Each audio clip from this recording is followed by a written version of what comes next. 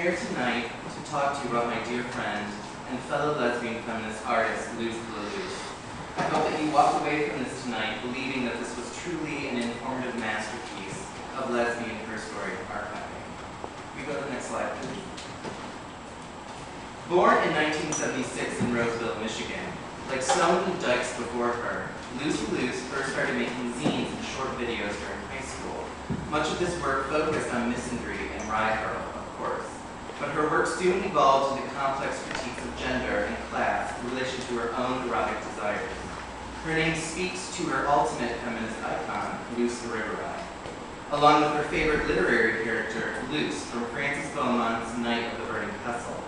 Obviously, her name is also in play with Bruce LaBruce, whom she has infamously and poetically positioned herself against. In 1995, before graduating from Sarah Lawrence with a degree in women's studies, Luce was asked to play Valerie Solanas in the 1996 film I Shot Andy Warhol. Turning down the role, Luce stated that one could only do justice to Valerie if the film was primarily a snuff film, allowing Luce to run around Manhattan as Valerie, cutting off men's dicks. Can we go to the next slide, please? Now, Luce garnered attention in 1999 with her series of collages titled The Lesbian Phallus. This work was featured in the 1999 reissue of the 1991 issue of Angry Women by the publication Research. Luce was featured with other well-known feminist activists and artists such as Lydia Lunch, Holly Hughes, Kathy Acker, and Valley Export. Can we go to the next slide, please? Now this piece, I'm sorry you can't really see it right now, but this piece is known as Dedication and is a reworked appropriation from the controversial text Lesbian Nation by Jill Johnston. And actually the text reads, "This is for my, who should have been, and my, in hope she will be." Can we go to the next slide? Speaking about her work, Luce has stated that, and I quote, "To call upon the lesbian phallus is to engage in an impossible exorcism of the limitations already imposed upon language by language. As if I am always only on the verge of climax, making and knowing meaning are really just necessary lessons in coming to terms with and celebrating the dissipation and failure of my own intentions. Furthermore, erotic life, political life, is an archivable life, or so I want to believe." Now this image right here depends upon sort of butcher cave porn, as you can see. We go to the next slide. This is sort of a landscape of the names of supposedly outdated or problematic lesbian theorists. We go to the next slide. Here we have Danzig's lyrics from Mother, and Louise Bourgeois in a dialectic that sort of incites anxiety. And this is sort of known as Maison to Louise, which is a response to Louise Bourgeois' Femme-Maison to Carlotta. Luce has stated further that, and I quote, "These collages depend upon a linguistic violence that I am uncomfortable with, but also weirdly attracted to. So it seemed necessary to make my own hypocrisies public as a sort of productive apolitical utterance." Can we go to the next slide? All work that Luce displays is accompanied by an ever-changing publication known as Luce's Archive, which at times has listed up to 300 names and objects that have influenced her art making. This list is just a small sample of what usually occurs within this publication. Sort of my favorites here are the Women's International Terrorist Conspiracy from Hell, also known as Witch, and Everybody's Free to Feel Good by Rosalba. Can we go to the next slide, please? Now, influenced by 18th century female landscape artists and writers, such as Mary Delaney, Anna Seward, and Sarah Pierce, along with the Unmade Bed series by Irene Siegel, Luce decided to produce a series of photographs exploring what she sees as a personal, domestic lesbian landscape. Can we go to the next image? These images are of Luce's home and are nothing more, in her opinion, than a call to the deeply personal and intimate as the political. Go to the next slide. The next slide. And then the next slide, please, will also be the last image within this series.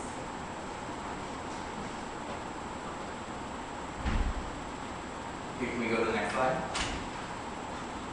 Now, in 2004, Luce began a series of collaborations with anti-drag performer Allison Muck. Seen here, of course, looking gorgeous. For the next line, please. Now, the first of these collaborations was called Too Gay, a series of intimate portraits. And the following images are from the series and take place in Luce's bedroom. Go to the next line. Luce has stated, and I quote, "These images are a preservation of the erotic life that I have with Allison. Although we do not receive sexual gratification from one another in a normative sense, I believe that our intimacy, our friendship, cannot be disengaged from the pleasures of desire." Go to the next slide. And then the next slide to the last image. Okay, next will be cunnilinguistic, which was the most recent collaboration between Luce and Allison.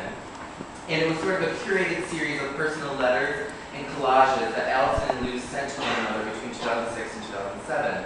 And I have a few of these to show to you tonight. So we go to the next slide. This letter right here is from Luce to Allison. "Dear Allison, I made this collage for you. How can I imagine a utopia where the erotics between Barbara Kruger and Jill Johnston are explicit? Yeah, whatever, Luce." Next slide, please. And here we have the accompanying collage to the letter. It's often known as "To desire men is a pointless and boring action." Okay, next slide, please. Now, this letter is from Allison to Luce. "My dearest Luce, today I intended to smash the patriarchy and kill all men, but instead I've chosen to stay at home and watch Desperate Housewives with my cats. Yours truly, Allison." Go to the next slide, please. And this collage right here is a dedication to the infamous self-proclaimed hag, Mary Daly, who is well known for such texts as Gynecology, Beyond God the Father, and Quintessence, Realizing the Archaic Future.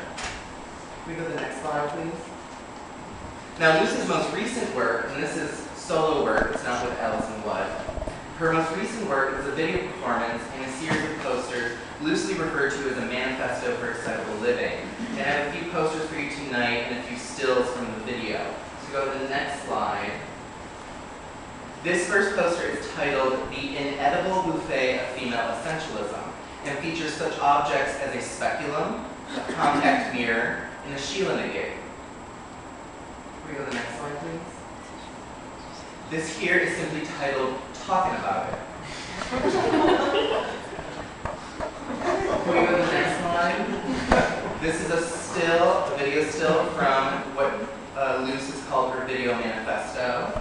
Go to the next slide. This is another still. And I'm actually going to read to you tonight the end of Luce's monologue that she performs within this video. And the monologue is in essence a collage of various writing taken from about 30 different feminist intellectuals and activists. And so I'll begin. "Despite all the evils they wish to crush me with, I remain as steady as a three-legged cauldron. There's the outline of a body, distinct, separate, its integrity an illusion, a tragic deception. Because unseen there is a slit between the legs, and he has to push into it. One must accept that my point of view may appear crude, and no wonder considering all the centuries it has had against it. First, one must step out of the tracks of politics, philosophy, anthropology, history, cultures, to understand what is really happening. Then one might have to do without the munificent philosophical toy of dialectics. One must understand that this has nothing eternal about it, and that to overcome it, one must destroy politically, philosophically, symbolically, the categories of men and women. At times, I have been conscious of breaking almost into incantations, chants, a litter of lyrics. At such moments, the words themselves seem to have a life of their own. They seem to want to break the bonds of conventional usage, to break the silence imposed upon their own backgrounds. In the making of these formulations, I bracket this I in quotation marks, but I am still here. And I should add that this is an I that I produce here for you in response to a certain suspicion that this theoretical project has lost the person, the author, the life. If one comes into discursive life through being called or hailed in injurious terms, how might one occupy the interpolation by which one is already occupied, to direct the possibilities of resignification against the aims of violation? Can we go to the next slide, please? Now, Luce called me a few days ago and told me that I just could not finish my presentation tonight without celebrating Cynthia Nixon's recent admission that she chose to be gay. Yeah. Luce has prepared the following comments for me to share with all of you tonight, so I'm going to share them. It seems necessary in this moment to declare that Cynthia Nixon is inextricably tied to the future of and preservation of the lesbian phallus. A failure now in the eyes of many apologists, gay and lesbian people. She joins the ranks of the lesbian drenched in puka shells, sporting a popped double-collar polo shirt, and the Midwestern lessie who loves nu metal, refusing to throw away those Jinkos from 1998. All of these sisters have been relegated to the status of the impotent dyke by contemporary homosexual discourse. It is argued that these women supposedly mime the language of misogynist heterosexist culture that we, whatever that may mean, do not or should not find erotic and political possibility within. Well, fuck that sentiment. Fuck Perez Hilton for being a patriarchal dick, celebrating the lives of women only when he can reduce them through his own twisted diva worship into an apolitical misogynist mouthpiece that serves his interests only. Fuck biological determinism and the idea that a woman's sexual agency is an impossibility only because it has to serve the interests of largely a bunch of faggots who want to suck the dicks of white boys with soft mouths and join the military and have daddy's moralizing hand pat them on the back, all in the name of nature. Cynthia Nixon's true failure is her failure to adhere to sexual imperatives for authenticity, an authenticity rooted in a phallocentric concept of nature rather than sexual agency.